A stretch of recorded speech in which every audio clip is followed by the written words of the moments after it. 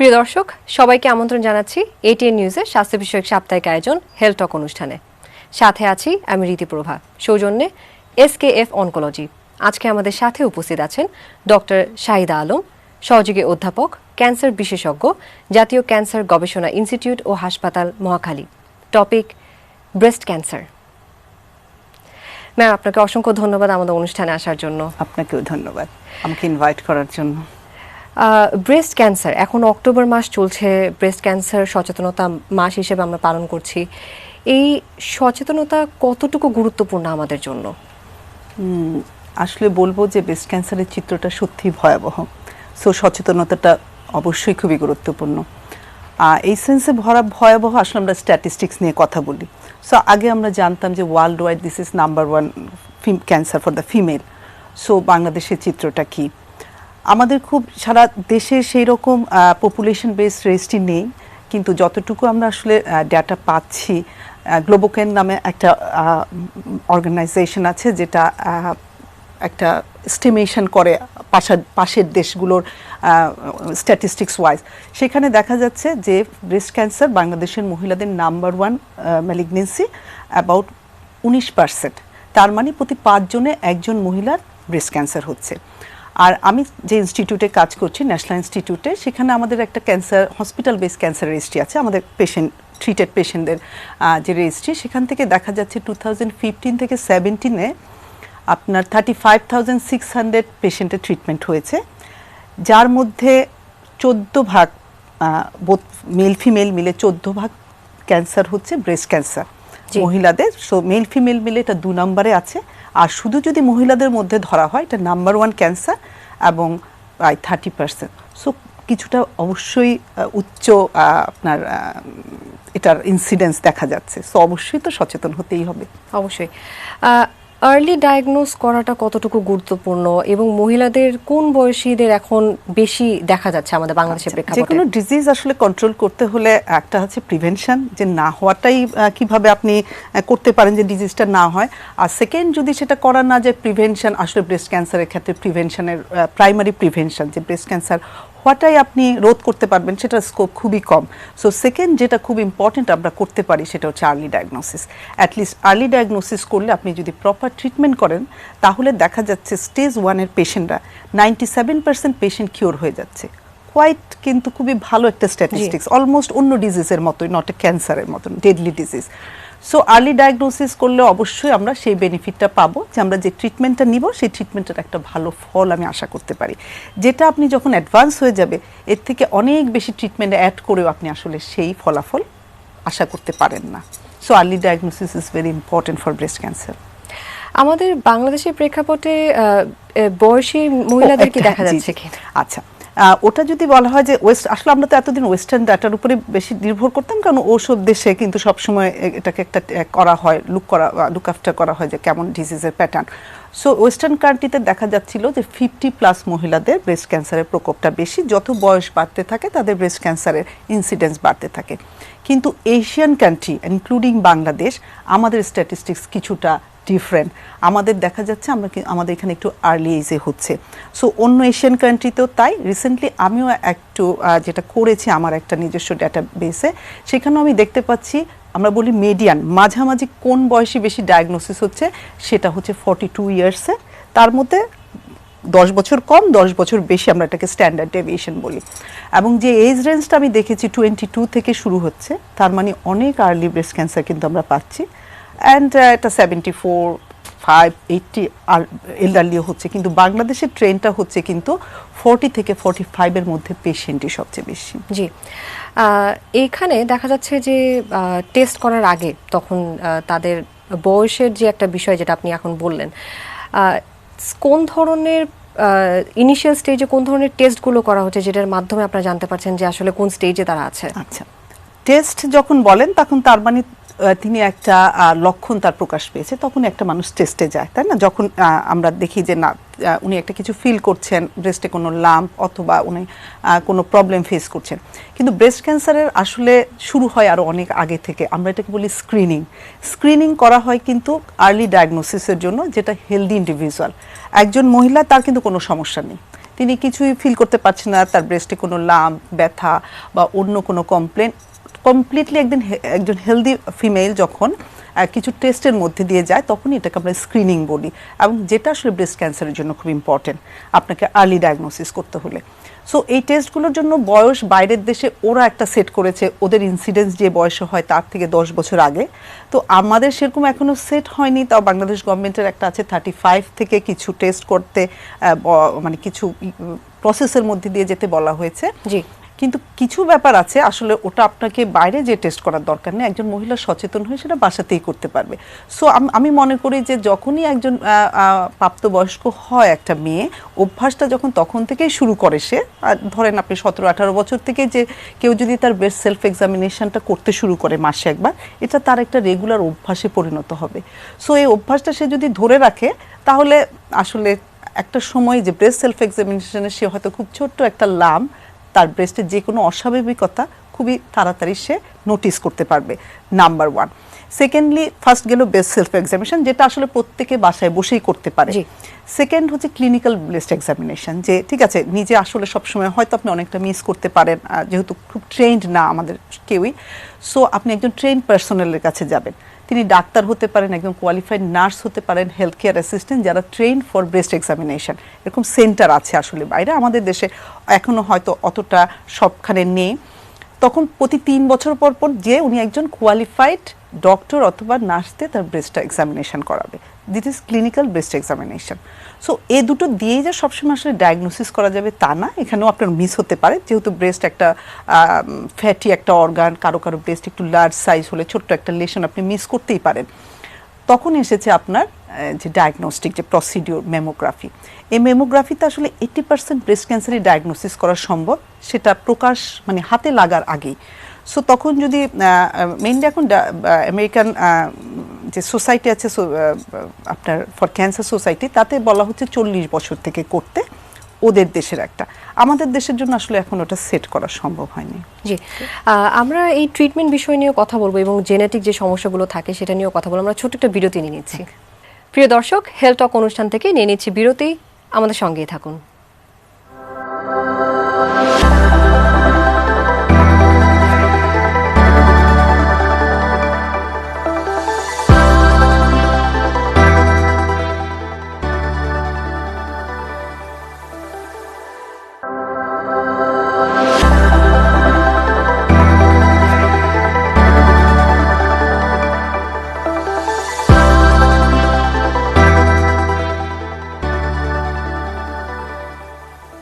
প্রিয় দর্শক, ফিরলাম বিরতির পর হেলথ টক অনুষ্ঠানে। আমরা কথা বলছিলাম ব্রেস্ট ক্যান্সার নিয়ে। ম্যাম, আমরা যদি টেস্টের বিষয় নিয়ে যেহেতু আমরা আলোচনা করলাম, জেনেটিক যে সমস্যা থাকে, পারিবারিক ইতিহাসের একটা বিষয় থাকে, কাদের আসলে রিস্ক ফ্যাক্টরটা একটু বেশি? আচ্ছা, যেটা বলেছি যে আমাদের প্রতিটা মহিলারই ব্রেস্ট ক্যান্সারের রিস্ক আছে, এটা বলা হয় প্রতি 8 জনে একজন। আর যাদের ফ্যামিলি হিস্ট্রি আছে, পারিবারিক ইতিহাস ব্রেস্ট ক্যান্সারের জন্য খুবই গুরুত্বপূর্ণ। So family history of breast cancer, family হিস্ট্রিটা কেমন আপনার, এটা আমরা অ্যাসেস করি বিভিন্নভাবে। ফার্স্ট ডিগ্রি রিলেটিভ, মা, বোন, মেয়ে, দিস আমরা ওদেরকে বলি ফার্স্ট ডিগ্রি রিলেটিভ। খালা, নানি, খালাতো বোন, এটা হচ্ছে second degree relative. So breast ক্যান্সারের শুধু ফ্যামিলি হিস্ট্রি থাকলেই হবে না, এক একজনের রিস্ক ডিফারেন্ট। কারো যদি একজন রিলেটিভ এফেক্টেড থাকে, তার যেমন যে পার্সেন্ট থাকে, 2 জন হলে সেটা ডাবল হয়ে যায়। ফার্স্ট ডিগ্রি হলে একরকম, সেকেন্ড ডিগ্রি হলে একরকম। এবং আরেকটা জিনিস ইম্পর্টেন্ট, যে ফ্যামিলি হিস্ট্রি যদি কারো মায়ের ব্রেস্ট ক্যান্সার থাকে, তিনি কোন বয়সে হয়েছেন, তার যদি খুব আর্লি এজে হয়ে থাকে তাহলে কিন্তু তার মেয়েদের রিস্কটা অনেক বেড়ে যায়। সেটা অনেকটা এই ধরনের, যে একটা 50 বছর বয়সী মহিলার যার ব্রেস্ট ক্যান্সারের কোনো ইতিহাস নেই ফ্যামিলিতে, তার জন্য যদি এটা 1.8% হয় রিস্ক, যার একজন ফার্স্ট ডিগ্রি রিলেটিভ এফেক্টেড তার জন্য এটা 3.8%, এবং যার 2 জন তার জন্য এটা 8%, কোয়াইট ইনক্রিজ করতে থাকে। সো যাদের ফ্যামিলি হিস্ট্রি আছে তাদেরকে এক্সট্রা সচেতন হতে হবে। সেই এক্সট্রা সচেতনতা অবশ্যই অনেক আর্লি এজ থেকে সেলফ এক্সামিনেশন, ক্লিনিক্যাল এক্সামিনেশন, সেই সাথে কিছুটা হেলদি লাইফস্টাইলের practice, this is very important. যদিও আসলে ব্রেস্ট ক্যান্সারের সাথে আপনি ডিরেক্টলি 90% ব্রেস্ট ক্যান্সারেরই আসলে কজ জানা যায় না। আপনি অনেক প্রোটেকশন, অনেক হেলদি লাইফস্টাইল লিড করেও আপনার হতে পারে ব্রেস্ট ক্যান্সার। তারপরেও যে 10% আমরা জানতে পারি, তার মধ্যে অবিসিটি একটা factor, less physical exercise, alcohol intake. আমাদের দেশে অ্যালকোহলটা খুব বেশি ইম্পর্টেন্ট কিছু না, তবে রেড মিট, আপনার মানে এক্সেস যেটা আমরা ফাস্ট ফুড এখন যেটা আমরা বলছি ওয়েস্টার্ন লাইফস্টাইল খুবই ইম্পর্টেন্ট সেটা। সো সেই সচেতনতার মধ্যে তাহলে আপনাকে করতে হবে কিছু হেলদি লাইফস্টাইল, ফিজিক্যাল অ্যাক্টিভিটি, আপনার খাবার দাবারের ইয়াটা আপনার বেশি করে ফ্রেশ ফ্রুট ভেজিটেবল খান, ফিশ খান, তারপরে আপনার রেড মিট এগুলো একটু অ্যাভয়েড করা, খুব ফাস্ট ফুড এই জাতীয় জিনিস অ্যাভয়েড করা। খুব ইম্পর্টেন্ট জিনিসটা হচ্ছে আপনার life, reproductive life and married life. হ্যাঁ, খুব লেট ম্যারেজ কিংবা লেট চাইল্ড বার্থের সাথেও কিন্তু ব্রেস্ট ক্যান্সারের একটা রিলেশন আছে। সো একটা ইজে বিয়ে করা, 30-র পরে ফার্স্ট বাচ্চাটা না হওয়া, বাচ্চাদেরকে ব্রেস্ট ফিডিং করানো, এই জিনিসগুলো কিন্তু আপনার ব্রেস্ট ক্যান্সার হওয়ার থেকে কিছুটা প্রিভেন্ট করবে। ব্রেস্ট ক্যান্সার থেকে অন্য কোনো ক্যান্সার বা অন্য কোনো ডিজিজ হওয়ার কোনো ঝুঁকি থাকে কিনা? মানে যার একটা ব্রেস্ট ক্যান্সার হয়েছে, হ্যাঁ, যার একটা ব্রেস্ট ক্যান্সার হয়েছে তার কিন্তু অপোজিট ব্রেস্ট ক্যান্সার হওয়ার একটা ঝুঁকি থাকে, তার অনেক বেড়ে যায়।